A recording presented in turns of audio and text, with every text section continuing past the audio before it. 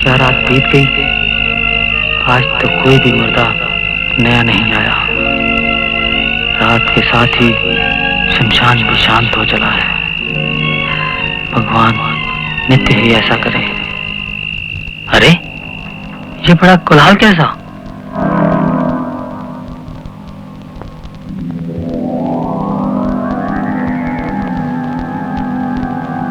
अरे ये कौन देवता बड़े प्रसन्न होकर शमशान पर एकत्र हो रहे हैं? महाराज हरिश्चंद्र की जय हो। महाराज हरिश्चंद्र की जय हो। महाराज हरिश्चंद्र की जय हो। आपके अनुग्रह से हम लोग सभी विघ्नों से छूटकर स्वतंत्र हो गए। अब हम आपके वश में हैं। जो आज्ञा हो करें। हम लोग अष्टमहासिद्ध, नवनिधि और 12 प्रयोग सब आपके हाथ में हैं। यदि आप लोग हमसे प्रसन्न हैं तो महासिद्धि योगियों के, निधि सज्जनों के और प्रयोग साधकों के पास जाओ। धन्य राज ऋषि हरिश्चंद्र, धन्य। तुम्हारे बिना और कौन व्यक्ति होगा जो घर आई लक्ष्मी का त्याग करे। हम ही लोगों की सिद्धि को बड़े बड़े योगी मुनि पच मरते हैं, पर तुमने त्रिंग की भांति हमारा त्याग करके जगत कल्याण किया। आप लोग मेरे सर आंखों पर मैं क्या करूं, मैं पराधीन हूं। हाँ, एक और बात निवेदन है, वो ये 6 अच्छे प्रयोग की हमारे समय में सदैव सिद्धि होए, परंतु बुरे प्रयोग की सिद्धि विलंब से हो। महाराज जो आज्ञा, हम सब जाते हैं। आज आपके सत्य ने शिव जी के कीलिन को भी शिथिल कर दिया। महाराज का कल्याण हो। कल्याण हो। चंद्र टरे सूरज टरे, टरे जगत व्यवहार, तय दृढ़ श्री हरिश्चंद्र को टरे न सत्य विचार। अदम्य पीड़ा से व्यथित व्यक्तित्व, राष्ट्रीयता का अनन्य उपासक, प्रेम का अमर पुजारी और आधुनिक हिंदी का निर्माता एकमात्र भारतेंदु।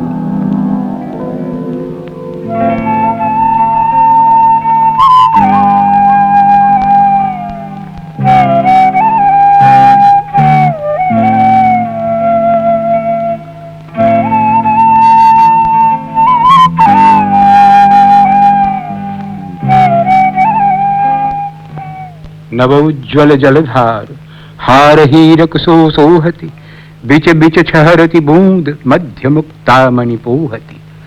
लोल लहर लहि पवन, एक पय एक इमि आवत, जिम नर गण मन विविध मनोरथ करत मिटावत। सुभग स्वर्ग सोपान सरिस, सबके मन भावत, दर्शन मज्जन पान, त्रिविध भय दूर मिटावत। कहूँ बंधे नव घाट, उच्च गिरिवर समसूहत, कहूँ छतरी कहूँ मढ़ी, बढ़ी मन मोहत जोहत। धवल धाम चहुओर फरहरत ध्वजा पताका, घहरत घंटा ध्वनि धमकत धौसा करि साका। मधुरी नौबत बचती, कहूँ नारी नर गावत, वेद पढ़त कहूँ द्विज, कहूँ जोगी ध्यान लगावत। बनारस ज्ञान, भक्ति और कर्म का अनूठा संगम। किसी ने क्या खूब कहा है, खाक भी जिस जमीन की पारस है, शहर मशहूर वो बनारस है। इसी अनमोल शहर की अनमोल देन है आधुनिक हिंदी साहित्य के जनक भारतेंदु हरिश्चंद्र।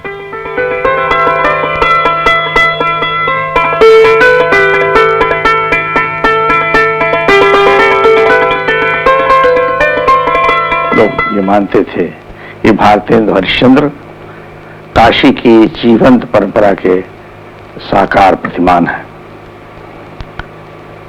भारतेंदु हरिश्चंद्र को बहुत कम समय मिला रचनाकार के रूप में, लेकिन वे अपनी प्रतिभा और अपने त्याग के कारण युग प्रवर्तक हो गए। पूरा युग भारतेंदु युग कहा जाता है।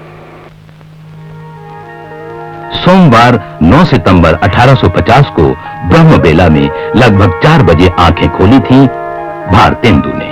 ननिहाल में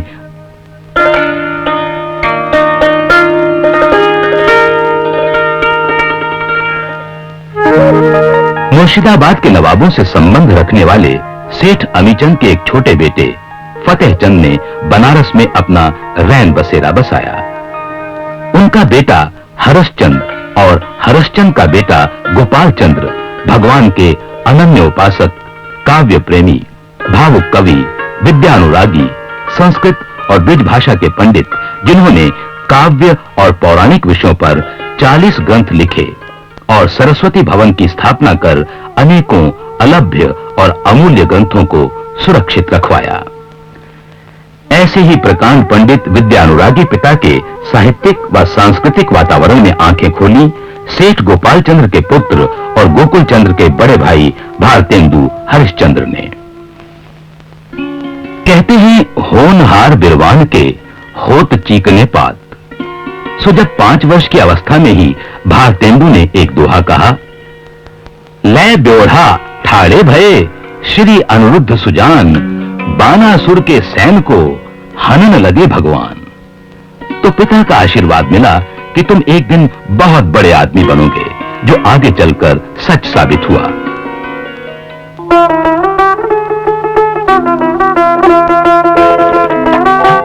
अपने इसी पुश्तैनी मकान में भारतेंदु ने अपनी प्रारंभिक शिक्षा दीक्षा प्राप्त की।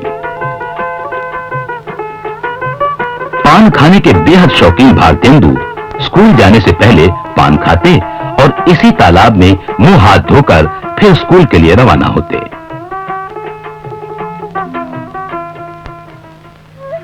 अल्पायु में ही पिता का साया उठ जाने के बावजूद उनकी शिक्षा में कोई बाधा न आने दी गई। बचपन से ही संस्कृत, फारसी और अंग्रेजी की शिक्षा पाते हुए बाद में वे क्वींस कॉलेज में भर्ती किए गए। 9 वर्ष की उम्र में पिता की मृत्यु ने उन्हें एक और बहुत जिम्मेदार बनाया। सारी चारों ओर की परिस्थितियों के बारे में सोचने, समझने, जानने को बाध्य किया और वहीं उन्हें जीवन को एक विशिष्ट रूप में संयमित भी किया, प्रेरित भी किया। बड़े होने पर भारतेंदु अपने नए निवास भारतेंदु भवन में आ बसे और फिर यहां से उनके व्यक्तित्व का चहुमुखी प्रकाश वेगवान झरने की तरह फूट पड़ा।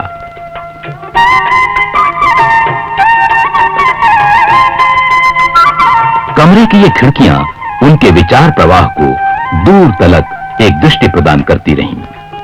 घर के चप्पे चप्पे पर भारतेंदु की सृजन भरी पदचाप मौजूद है। साहित्य सृजन, पत्र पत्रिकाओं का प्रकाशन, देश समाज की सेवा का व्रत, अंग्रेज और अंग्रेजी के विरुद्ध बिगुल, सब कुछ यहीं से, इसी आंगन से शुरू हुआ।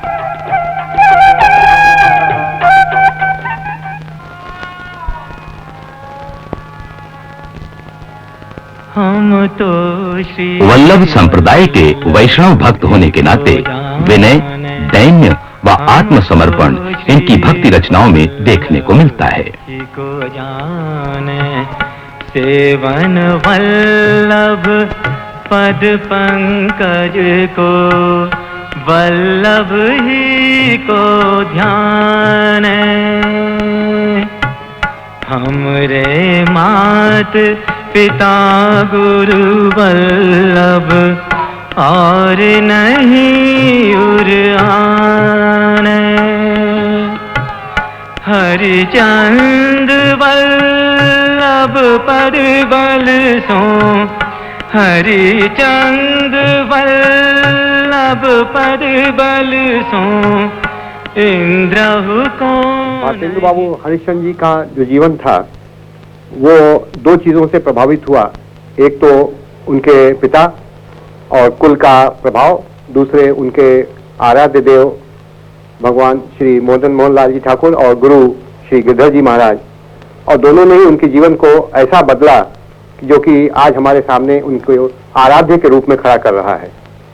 पिता ने उनमें जो साहित्यिक प्रतिभा डाली, अपने दरबारियों के साथ बैठा बैठा कर, जहाँ पर स्वतः उनकी कविता फूट चुकी थी 5 वर्ष की उम्र में, और वो पिता के दरबार में ही उन्हीं के ग्रंथ के विषय में जो कविता कह चुके, उससे पिता ने जो आशीर्वाद दिया, वही आशीर्वाद उनके जीवन भर काम करता रहा, जिससे कि उन्होंने सारा अपना साहित्य और जो कुछ भी उन्होंने इस देश को दिया वो उससे बहुत कुछ निर्भर था। राधा वल्लभ वल्लभी वल्लभ वल्लभताई, चार नाम बपु एक पद, बंदत शीस नवाई। सांझ समय आरती करत, सब मिली गोपी ग्वाल, कबहू अकेले ही मिलत, पिय नंद लाल दयाल। गुरु ने श्री गिरधर जी महाराज ने और श्री ठाकुर जी की सेवा में उनके अंदर प्रेम का बीज बोया और वही कारण था कि वो हर एक चीज से प्रेम करते थे। सेवक गुनी जन के चाकर चतुर के हैं, कविन के मीत चित्त हित गुण ज्ञानी के, सीधन सो सीधे महा बांके हम बांकेन सो, हरिचंद नगद दमाद अभिमानी के, चाहिबे की चाह काहू न की परवाह, नेही नेह के दीवाने सदा सूरत निवानी के, सरबस रसिक के सुदास दास प्रेमिन के, सखा प्यारे कृष्ण के गुलाम राधा रानी के। भारतेंद्र हरिश्चंद्र के साथ हिंदी के लिए आंदोलन शुरू हुआ। उसका बहुत बड़ा कारण यह था कि कचहरियों में जो भाषा इस्तेमाल की जाती थी उसमें अरबी के पारिभाषिक शब्द बहुत ज्यादा थे, वे लोगों की समझ में नहीं आते थे। उनके खिलाफ भारतेंदु ने अपनी हिंदी चलाई। कहना चाहिए कि उन्होंने हिंदी को नई शैली में ढाला। प्रचलित करहु जहान में निज भाषा करी जत्न, राज काज दरबार में फैलावहु यह रत्न। हिंदी नई चाल में ढली, इसका ये अर्थ भी हो सकता है हिंदी साहित्य नई चाल में ढला, और ये बात सही है। उनकी जो सबसे बड़ी देन है वो ये कि वो हिंदी साहित्य को देशभक्ति और समाज सुधार की तरफ लाए। मिटत नाही एको सूर, बिन निज भाषा ज्ञान के, मिटत नाही एको सूर। भारतेंदु हरिश्चंद्र हिंदी साहित्य में संधि युग के साहित्यकार हैं। एक और वे मध्ययुगीन साहित्यिक परंपरा से पूरी तरह जुड़े हुए हैं, दूसरी ओर वो नए युग की चेतना को अपनी कृतियों द्वारा अभिव्यक्त करते हैं। ये नए युग की चेतना गद्य के माध्यम से भारतेंदु के साहित्य में अधिक प्रकट हुई है, किंतु काव्य के क्षेत्र में यद्यपि वो ब्रजी के काव्य परंपरा से अधिक जुड़े हुए हैं, फिर भी ब्रजभाषा के अतिरिक्त उन्होंने और भी भाषाओं में अपनी कविताएं लिखी हैं। भाषा शोधहु आपनी होई सबे एकत्र, पढ़हु पढ़ावहु लिखहु मिली, छपवावहु कछु पत्र। वो काव्य परंपरा भारतेंदु में पूरी तरह प्रतिफलित मिलती है। ऐसा लगता है कि ब्रजभाषा काव्य की परंपरा को पूरी तरह वो आत्मसात करते हैं। यही कारण है कि खड़ी बोली में रचना के प्रति वो कम प्रवृत्त हुए हैं। यद्यपि वो अनुभव करते थे कि पद्य और गद्य में दोहरी भाषाएं नहीं चल सकती, और इसलिए खड़ी बोली में उन्होंने अनेक रचनाएं की हैं। खास तौर पर समसामयिक विषयों को और व्यंग्य के विषय को लेकर के उन्होंने रचनाएं खड़ी बोली में ही की है, जो उनके भारत दुर्दशा में वाद है। दौड़ता चला आता है, हाय हाय, अब इससे कैसे बचेंगे? अरे मेरा एक ही कॉल कर जाएगा। हाय, परमेश्वर बैंकुट में और राजराजेश्वरी 7 समुद्र पार, अब मेरी कौन दशा होगी? हाय हाय, अब मेरे प्राण कौन बचाएगा? अब कोई उपाय नहीं, अब कोई उपाय नहीं, अब मरा, अब मैं मरा, अब मैं मरा, अब मैं मरा। जागो जागो रे भाई, सोवत निज देश गंवाई, जागो जागो रे भाई। उन्होंने कविता भाषा में की, लेकिन हिंदी का गद्य भारतेंदु की भाषा में आकर के ढला, और वही गद्य निखरते निखरते आज का गद्य हुआ है।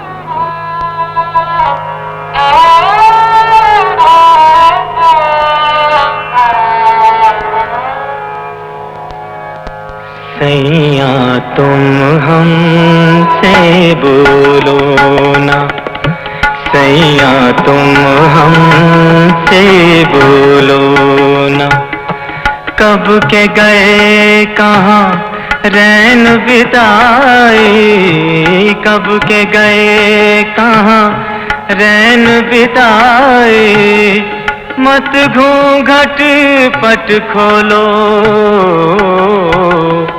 सैया तुम हमसे बोलो ना, सैया तुम हमसे बोलो ना।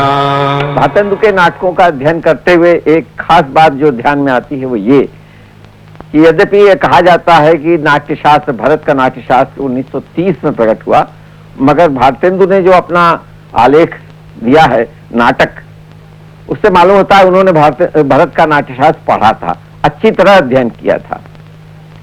भारतेंदु के नाटकों को एक दृष्टिपात किया जाए तो ऐसा लगता है कि उनकी बड़ी इच्छा थी कि जितने प्रकार के प्राचीन नाटक थे सब एक एक तो लिख दें, और आधुनिक नाटक, क्योंकि उन्होंने यूरोपियन नाटकों का और दूसरे नाटकों का भी अध्ययन किया था, जैसा उनके नाटक के लेख से स्पष्ट है, और वो सब तरह के नाटकों को प्रस्तुत करके हिंदी का भंडार भरना चाहते थे। लगभग 21 काव्य ग्रंथों, 48 प्रबंध काव्यों, सैकड़ों मुक्त काव्यों के अतिरिक्त भारतेंदु ने 24 नाटक लिखे।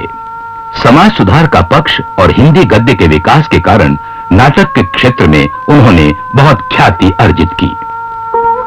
नाटक लेखन की क्षमता के साथ साथ उनमें अभिनय क्षमता भी गजब की थी। कई नाटकों में उन्होंने स्वयं भी अभिनय किया और यहां भी वे अपनी प्रतिभा का लोहा मनवा ले गए। यहां इसी जगह उन्होंने अपनी नाटक मंडली बनाई थी। भारतेंदु की जीवनी अगर और उनके नाटकों का अध्ययन किया जाए, खासकर नील देवी, अंधेर नगरी, तो इसमें राष्ट्रीयता का पुट बहुत अच्छा मिलेगा। और उन्होंने जो भाषा के प्रयोग किए हैं, हम समझते हैं आज भी बनारस की बहुत से डायलेक्ट जिसको कहते हैं, बोलियां, वो शायद कहीं नहीं मिलेंगी। उन्होंने गहन अध्ययन किया।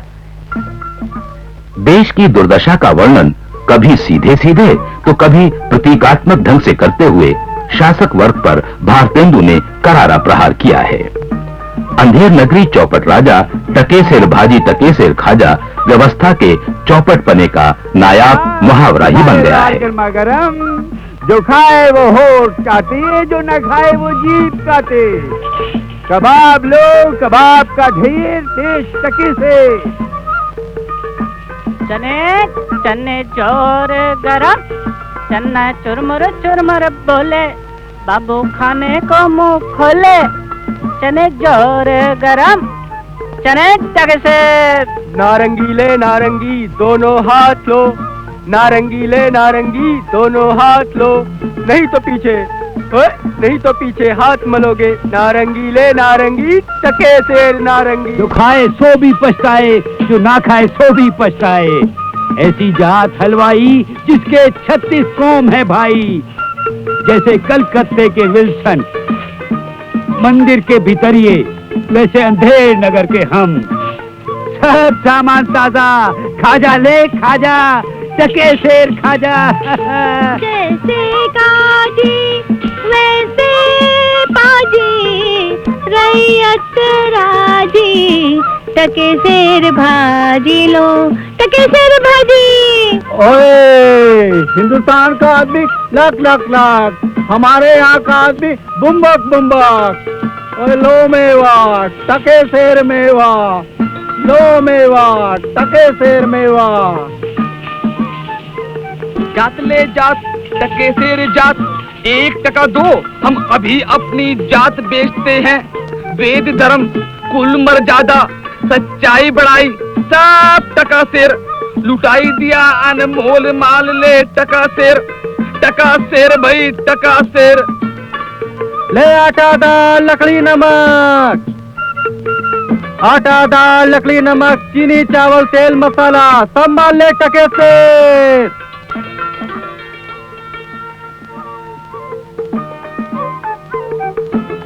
क्यों भाई बाड़िए, आटा कितने शेर? टके शेर। और चावल? टके शेर। और चीनी? टके शेर। और घी? टके शेर। सचमुच सब टके से? अरे महाराज, क्या आपसे झूठ बोलूंगा?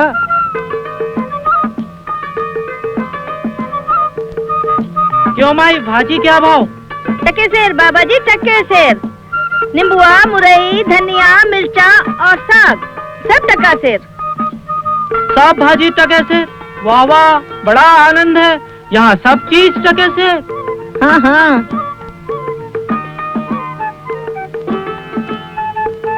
क्यों भाई हलवाई, मिठाई कितने शेर? अरे बाबा जी, लडुआ, हलवा, गुलाब जामुन, जलेबी, खाजा सब टके शेर। वाह वाह, बड़ा आनंद है। हाँ। क्यों बच्चा, मुझसे मस्करी तो नहीं करता? सचमुच सब टके शेर? अरे बाबा जी, सचमुच सब टके शेर। इस नगरी की चाल ही यही है, यहाँ सब चीज टके शेर बिकती है। क्यों बच्चा, इस नगरी का नाम क्या है? अंधेर नगरी। और इसके राजा का क्या नाम है? चौपट राजा। अंधेर नगरी, चौपट राजा, अंधेर नगरी, चौपट राजा, टके शेर भाजी, टके शेर खाजा। अंधेर नगरी, चौपट राजा, टके शेर भाजी, टके शेर खाजा। कहा जाता है कि उन्होंने अंग्रेज राज्य और राजा के प्रति अच्छी कविताएं और बहुत कुछ लिखा, मगर गौर से देखा जाए तो उनके नाटकों में बार बार संदेश है कि अंग्रेज राज को दूर करो, धन विदेश चल जाते है अति ख्वारी। ये बात वो बार बार कहते हैं। अंग्रेज राज में सुख था, मगर गुलामी की पीड़ा उनको सालती थी। आल्हा बिरहु को भयो, अंग्रेजी अनुवाद, यह लखी लाज नावई, तुम ही न होत विषाद। भारतेंदु ने कमाल किया है, उनके हर एक पात्र अपनी भाषा बोलता है। खासकर प्रेम योगिनी में तो बनारस के जितने ही देशी बोलचाल की भाषाएं हैं, सबका प्रयोग हुआ है। एक और पक्ष नाटक का कि, और खासकर सत्य हरिश्चंद्र नाटक में आप देखेंगे कि वे तकनीकी पक्ष पर भी जोर देते थे। उसमें उन्होंने बताया है कैसा रूप हो, क्या वेशभूषा हो, कैसा श्रृंगार किया जाए, ये सब बातें लिखी हैं। साथ ही नाटक में कहाँ पर्दा गिरेगा, कहाँ उठेगा, क्या पीछे दृश्यावली बनेगी, ये सब उन्होंने लिखा। इससे मालूम होता है कि उनको बहुत अच्छा ज्ञान था नाटक का। भारतेंदु आधुनिक हिंदी साहित्य के जनक मात्र ही नहीं रहे हैं, बल्कि आधुनिक हिंदी पत्र संपादन कला के भी जन्मदाता हैं। उनके गुरु राजा शिव प्रसाद सितारे हिंद बनारस अखबार निकालते थे। भारतेंदु ने इस दिशा में भी पहल करते हुए कवि वचन सुधा नामक पत्र निकाला। पत्रकारिता के क्षेत्र में उनका दूसरा महत्वपूर्ण कार्य रहा हरिश्चंद्र मैगजीन।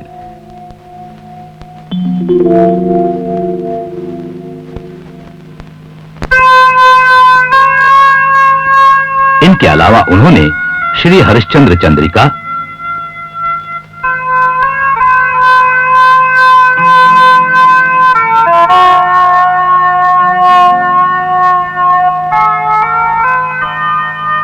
श्री हरिश्चंद्र चंद्रिका और मोहन चंद्रिका, बाला बोधनी, स्त्रीजनों की प्यारी और भगवत घोषणी पत्रिकाएं भी निकाली। कविवचन सुधा के माध्यम से उन्होंने राष्ट्रीयता, देश की अखंडता, भारत को स्वाधीन करने का संकल्प और हिंदी भाषा को राष्ट्रभाषा बनाने का आह्वान करते हुए पूरे देश में एक नया जनमत तैयार किया। बच्चों तन कहूँ समय नहीं, तासो करहु ना देर, अवसर चूके व्यर्थ की, सोच करहुगे फेर। उसके साथ ही उन्होंने अनुभव किया कि जब तक देश में नारी का विकास नहीं होगा तब तक देश का विकास नहीं हो सकता।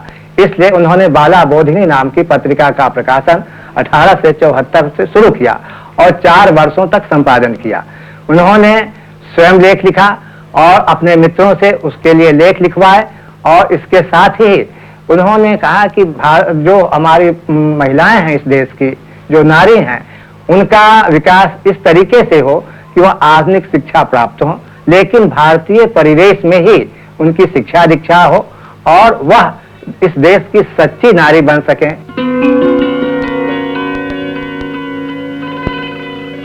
भारतेंदु ने साहित्य को आम जनजीवन से जोड़कर जन और साहित्य के बीच की खाई को पाट दिया।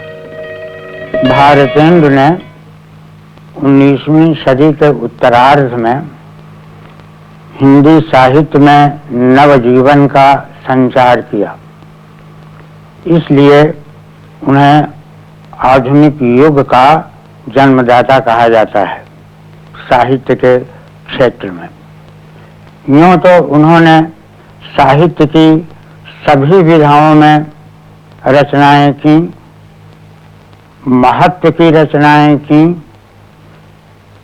लेकिन निबंध के क्षेत्र में उनका कार्य विशेष महत्व का था। एक प्रकार से उन्होंने निबंध का आविष्कार ही किया हिंदी के क्षेत्र में। हिंदी साहित्य में निबंध का सूत्रपात भारतेंदु हरिश्चंद्र ने किया और उसको ऊंचाई तक पहुंचा दिया। भागीरथी के पूर्व भाग में स्थित रामनगर कस्बे को महाराज बलवंत सिंह ने अपनी राजधानी बनाया था तथा गंगा तट पर अपने दुर्ग का निर्माण करवाया।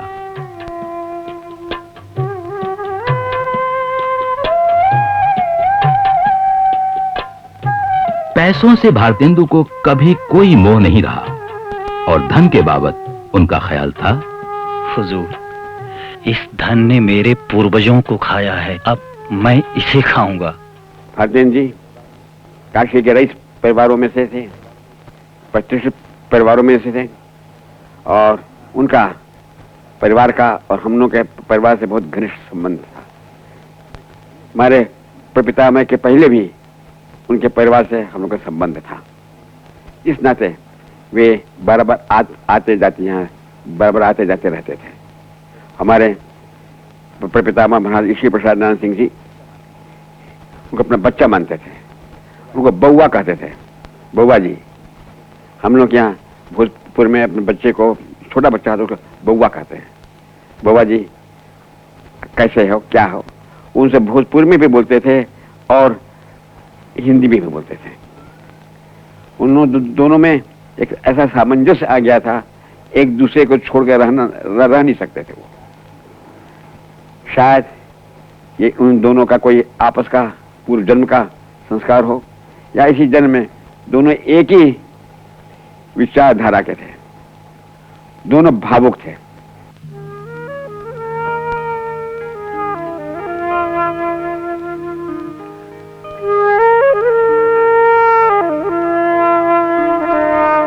बुढ़वा मंगल बनारस का प्राचीन मेला। प्राप्त साक्ष्यों के मुताबिक भारतेंदु के दादा लाला हरश्चंद ने इसकी शुरुआत की थी। 1735 में अवध के नवाब शहादत खां के चकलेदार मीर रुस्तम अली ने इसे महत्ता प्रदान की। काशी नरेश महाराज ईश्वरी प्रसाद नारायण सिंह ने इसे काफी प्रोत्साहन दिया। नाव और बजड़ों पर सजी महफिलें बुढ़वा मंगल की खास विशेषता थी। रामनगर की रामलीला अर्थात भारतेंदु के व्यक्तित्व का एक और पहलू। काशी नरेश महाराजा ईश्वरी प्रसाद नारायण सिंह द्वारा आयोजित रामनगर की रामलीला में वे काफी बढ़ चढ़कर भाग लेते थे। सेवक गुनी जन के चाकर चतुर के हैं हम, कविन के मीत हित चित गुन खानी के, सीधन सो सीधे महा बांके हम बांकन सो, हरिचंद नगद दमाद अभिमानी के। चाह बे की चाह काहू की न परवाह, नेही नेह के दीवाने सदा सूरत निभानी के, सर्वस रसिक के सुदास दास प्रेमिन के, सखा प्यारे कृष्ण के गुलाम राधा रानी के। ऐसे अलौकिक गुणों से संपन्न उस महान व्यक्तित्व को जब हम याद करते हैं तो यही पाते हैं कि उसमें ये बातें आई कहां से? भारतेंदु की प्रतिभा से।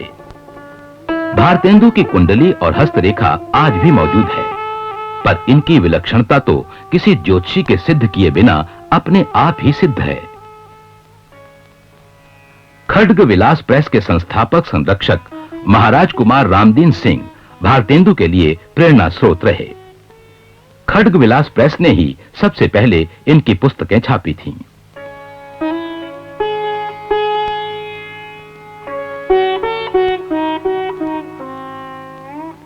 महाराज कुमार रामदीन सिंह से इनकी घनिष्ठता भी काफी थी और उनके आवास प्रेमधन में उनका आना जाना होता था।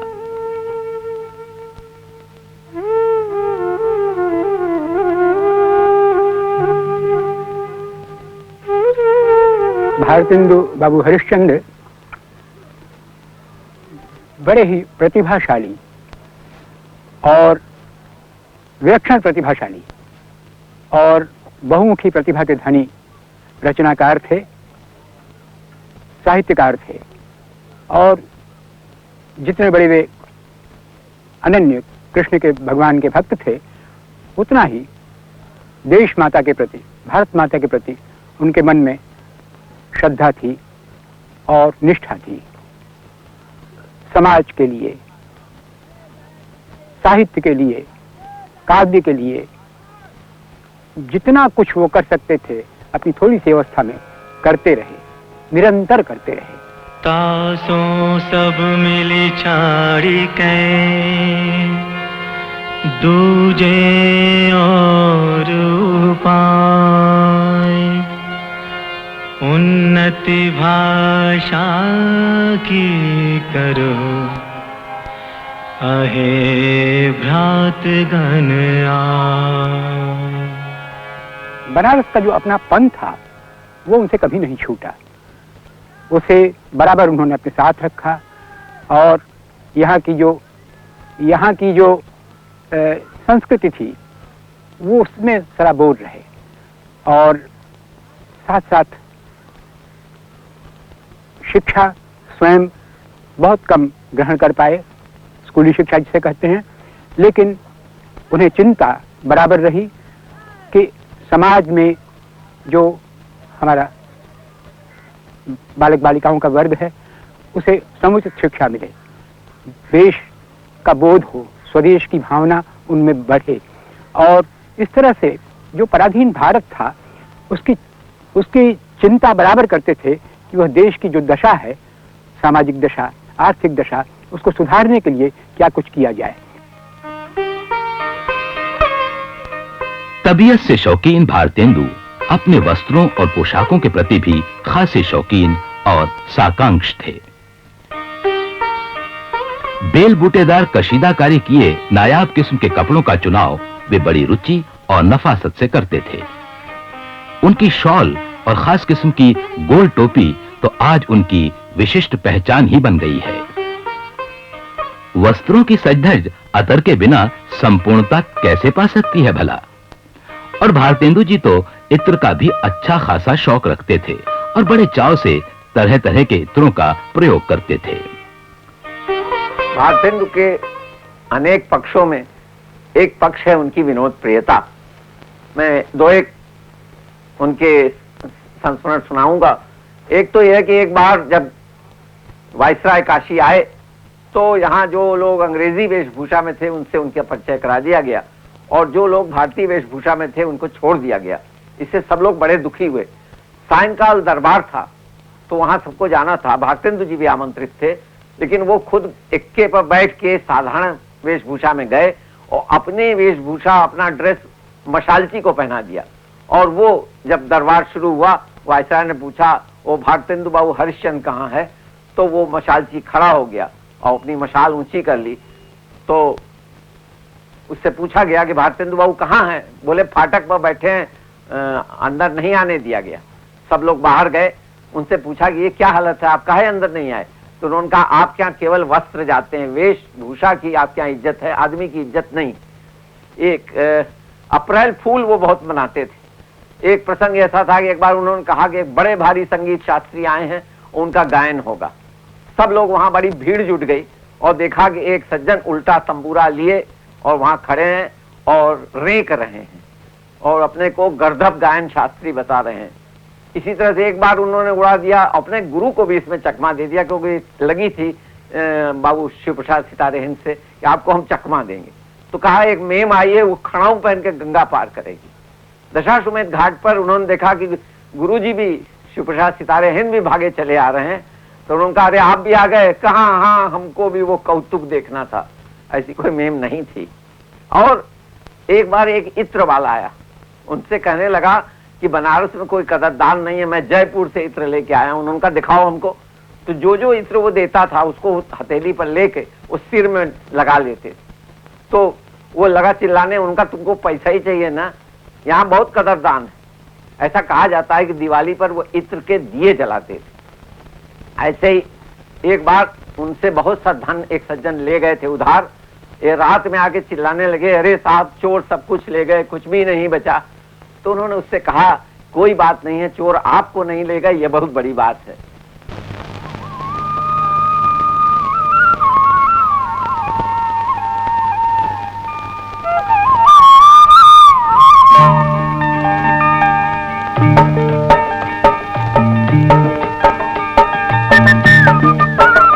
बहुमुखी प्रतिभा के धनी भारतेंदु की प्रतिभा का एक और पक्ष था फोटोग्राफी।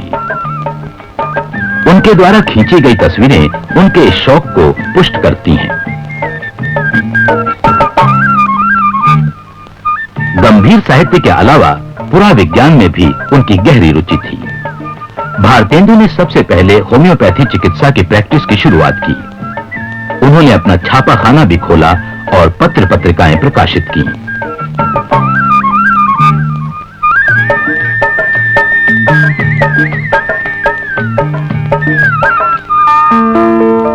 साहित्य के साथ साथ समाज सुधारक, विधवा पुनर्विवाह, नारी शिक्षा आदि की खुलकर हिमायत करने के साथ साथ वे यात्राएं भी खूब करते थे।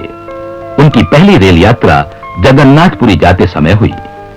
साहित्य में रुचि, धर्म में रुचि, सामाजिक सुधारों की प्रवृत्ति और धार्मिक रुचि और धर्म में सुधार की प्रवृत्ति, ये सब भारतेंदु जी में विकसित हुई अपने पिता से मिले संस्कारों के फलस्वरूप। एक बार जब भारतेंदु जी जो कुछ भी कोई भी व्यक्ति आकर के उनसे मांगता था वो उसको दे दिया करते थे। इस पर किसी ने टिप्पणी की, उनके किसी मित्र ने। तो उन्होंने कहा कि हमारे बाबूजी ने तो नाम ही हमारा हरिश्चंद्र रख दिया है, तो फिर देने में हिचकने का प्रश्न कहां उठता है। और उसी तरह दानी हरिश्चंद्र और सत्य हरिश्चंद्र जो एक बार कह दिया, उस बात पर अटल रहना, अपनी कही हुई बात को पूरी तरह से निभाना, ये भारतेंदु जी ने सारे जीवन किया। मित्रों की गोष्ठियों में बैठकर कहे लगाना, गाना बजाना, नाचना, तरह तरह के कौतुक करना और आवश्यकता पड़ने पर, प्रसंग आने पर करारा व्यंग करना, अपनी बातों के ऊपर भी, कही बातों के ऊपर भी और अपने किए कामों के ऊपर भी टिप्पणी करना ये भारतेंदु जी की बहुत बड़ी बात थी। भारतेंदु जी एक साथ साहित्यकार भी थे। अत्यंत रसिक कोमल मन उन्हें मिला था और उसके कारण ही वो इतना कुछ काम कर पाए, इतने लोगों का स्नेह वो पा सके।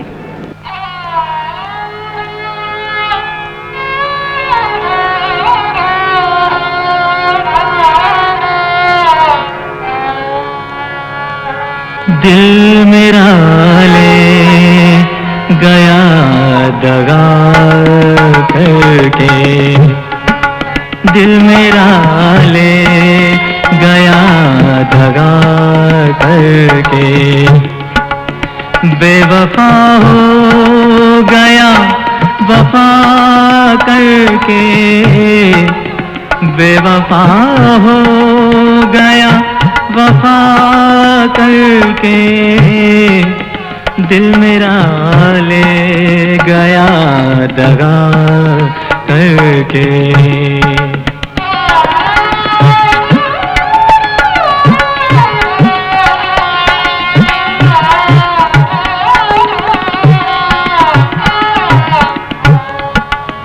हिज्र की शब घटा ही दी हमने, हिज्र की शब घटा ही दी हमने, दास्तां जुल्फ की बढ़ा करके, दिल मेरा ले गया दगा करके, दिल मेरा ले गया दगा कर। और उनकी पंक्ति है कि जब भारतेंदु नहीं रहेंगे तो प्यारे हरिश्चंद्र की कहानी रह जाएगी। भारतेंदु के इस ऐतिहासिक और अमर योगदान को देश ने सर आंखों से लगाया। लखनऊ में उनके नाम पर भारतेंदु नाट्य अकादमी की स्थापना की गई। दिल्ली की साहित्य कला परिषद उनके नाम से भारतेंदु नाट्य उत्सव आयोजित करती है।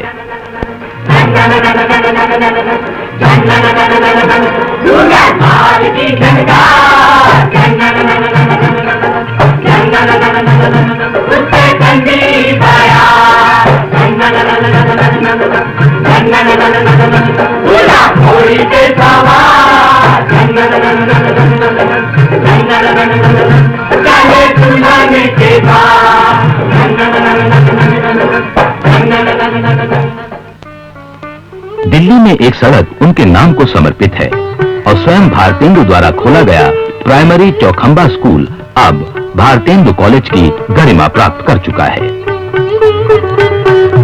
उनके व्यक्तित्व का दूसरा पक्ष भी बड़ा आकर्षक है। वे संबंधों के निर्वाह करने वाले थे और जीवन पर्यंत उन्होंने अपने प्रणय संबंधों का निर्वाह किया और ऐसा नहीं कि उसे दुराव रख करके स्पष्ट रूप में, मुखर रूप में निर्वाह किया। प्रेम जोगिनी जो उनका अंतिम नाटक है लगभग इस ओर इशारा करता है और इस ओर इशारा करता है कि इस ऊपर से विनोदी हास परिहास प्रिय व्यक्तित्व के भीतर कितना गहरा विषाद छिपा हुआ है। उनके जीवन में दो महिलाएं विशेष रूप से आईं, माधवी और मल्लिका, जिनकी चर्चा बराबर उनके जीवनीकारों ने की है। उनकी रचनाओं, उनके पत्रों के द्वारा भी जिनके ऊपर प्रकाश पड़ता है। निश्चित रूप से ये संबंध मधुर थे। उनके जीवन को, उनके लेखन को, उनकी ऊर्जा को, उनकी साहित्यिक ऊर्जा को जिन्होंने निश्चित रूप से अनुप्रेरित किया, अनुप्राणित किया। मल्लिका का तो उनके जीवन के ऊपर बड़ा गहरा असर था और उस समय के समाज और उसकी परिस्थितियों को देखते हुए जो बातें उस प्रसंग में कही जाती हैं कुछ बहुत स्वाभाविक लगती हैं, कुछ अस्वाभाविक लगती हैं, मगर इतना निश्चित है कि वो संबंध दो व्यक्तियों के मन का बड़ा गहरा संबंध था और जो अंतिम समय तक बना रहा। प्रेममय का एक ऐसा प्याला है जो कब किसके लिए किसके नाम से छलक जाए कोई नहीं जानता। भारतेंदु के प्रेम का प्याला भी छलका मल्लिका के नाम। पत्नी और प्रेमिका के दो अलग अलग रूपों के बीच जीते हुए भारतेंदु अपने अंतिम समय तक दोनों रूपों से बंधे रहे। हे ठाकुर जी, उनका कष्ट दूर करो। किस अपराध की ऐसी सजा दे रहे हो? हे राधा रानी, तुम तो दया करो। ये तो तुम ही अपना सर्वस्व अर्पण करके बैठे हैं।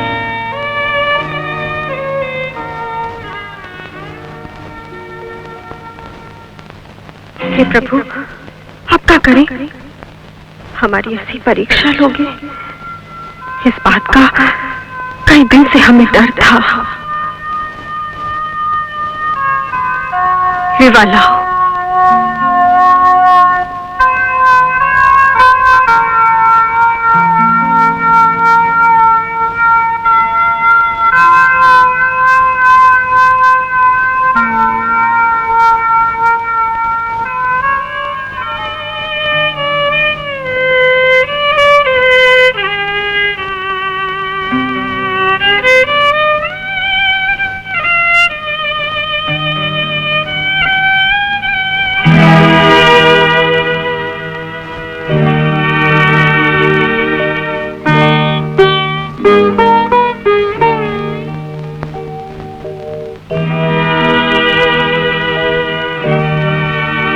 बेचारी का क्या कसूर? दुनिया ने इसे सताया, किसी ने बाह पकड़ी, सहारा दिया, निभाया। कैसी सुंदर है। हे ठाकुर जी, सबकी नैया पार लगाना।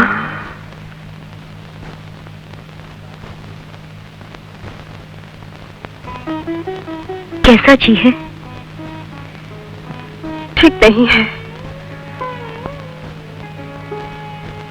डॉक्टर क्या कहते हैं? डॉक्टर जी कहते हैं ठीक नहीं है।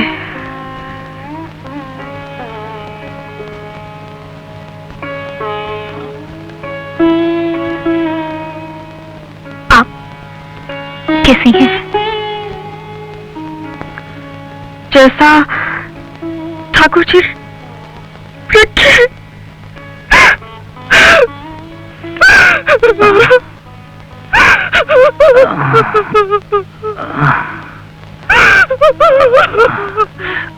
अरे तुम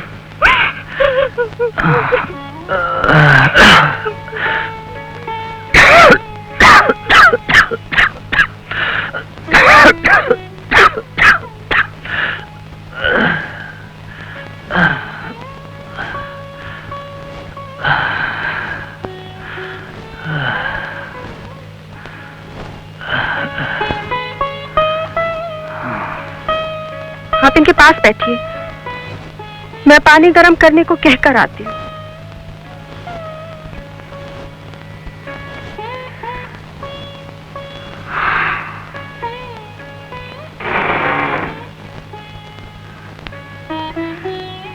कैसे हो?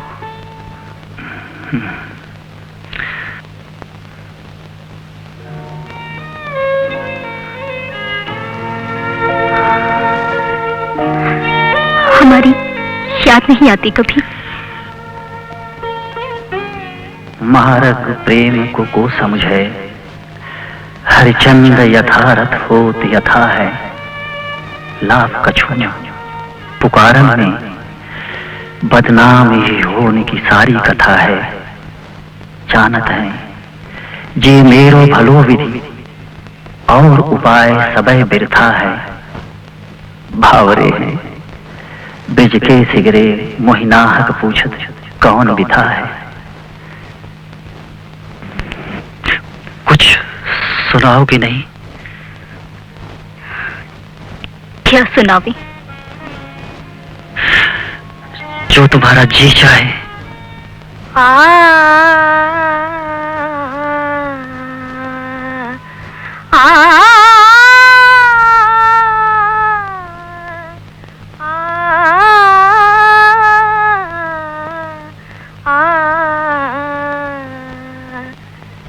जयति जयति श्री राधिका चरण जुगल करीने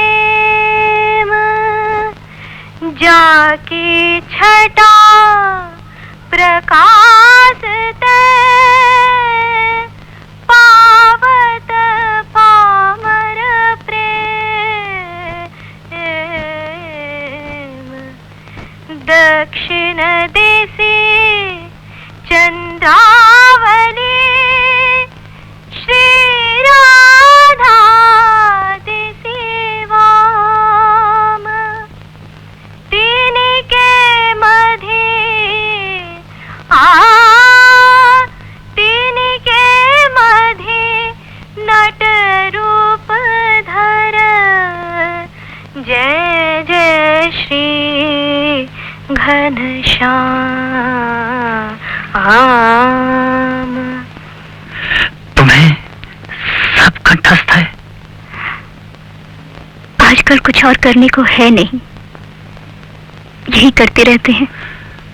हाँ, कोई बंगाली गीत सुनाओ। आदोरे आदोरे भालो तो छिले যে তোমার অনুগত তার কি করিলে নব জলধর তুমি তৃষিত চাতক আমি ওহে প্রাণনাথ কথা বারি বিন্দু বরশিলে প্রাণ প্রিয় প্রাণধন বল যাত না এমন চন্দ্রিকার হৃদয়ে কেন গো দিলে আদরে আদরে ভালো তো ছিলে।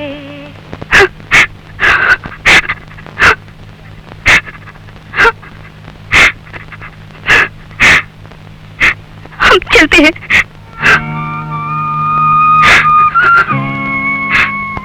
जाने वाले चले जाते हैं, परंतु व्यक्ति के कर्म सृष्टि के अंत तक निरंतर चलते रहते हैं और मनुष्य को प्रदान कर जाते हैं उसकी शाश्वत अमरता।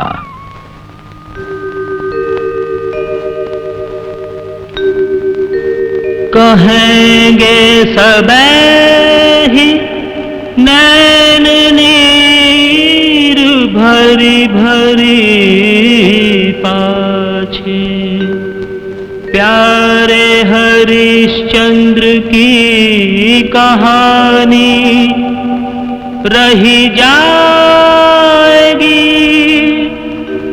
प्यारे हरिश्चंद्र की कहानी रही जाएगी। कहानी रही जाएगी।